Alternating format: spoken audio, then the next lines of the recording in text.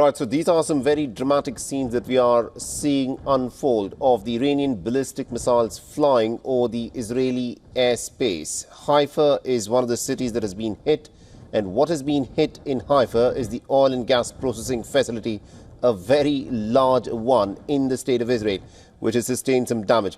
Meanwhile, there are also reports that the Syrian airspace, interestingly, has now been temporarily shut off for civil aviation until Sunday morning. Similar reports which state that Jordan has also suspended its airspace again until further notice. This is what has been reported by the Jordanian state news agency.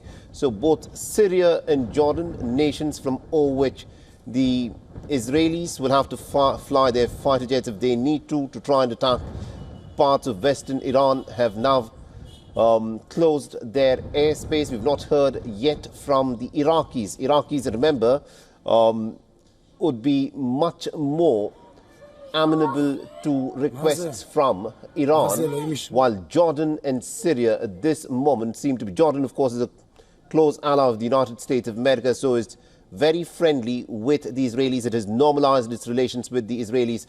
Syria, too, is looking to curry favors with the Americans under their new president, Jolani, and therefore would be more amenable to the Israelis using their airspace, unlike what would have happened during the time of Bashar al-Assad just last year. So these are some very interesting times that we live in. These are some dangerous times that we live in. And what is unfolding at this moment is that there is a clear escalation of attack and counter-attack. And the fact that the Jordanians and the Syrians have now shut down their airspace until further notice, at least until tomorrow morning, means only one thing, that this round of attack and counter-attack is not over yet.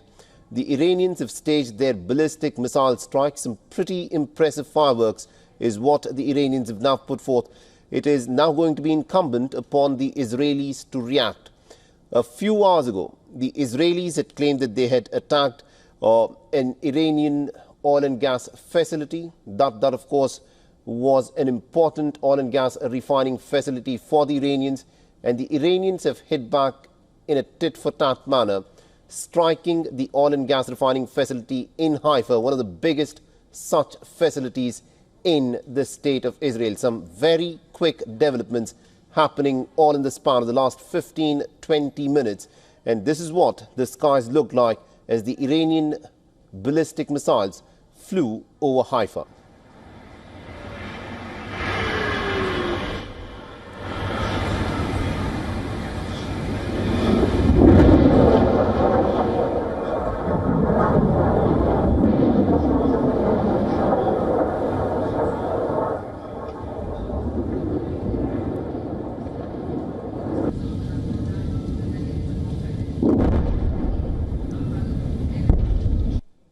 And for anyone who is looking for the level of American involvement and what role the Americans could, of course, play, just look at the scale of what the Americans are now stating is their intention, where the IAEA has said that there is no damage that has been sustained at Iran's Fordo and the Kondab nuclear sites.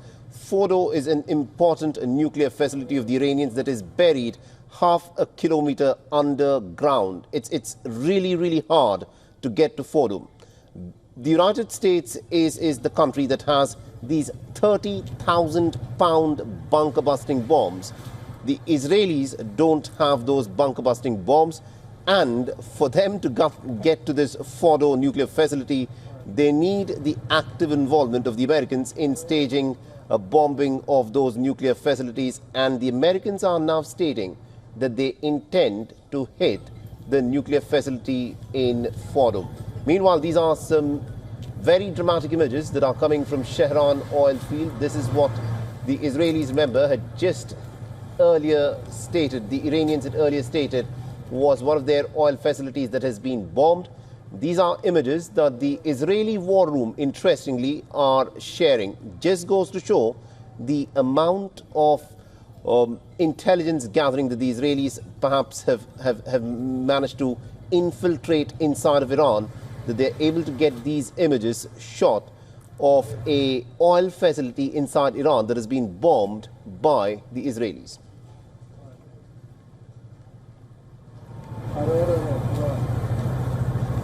very fit.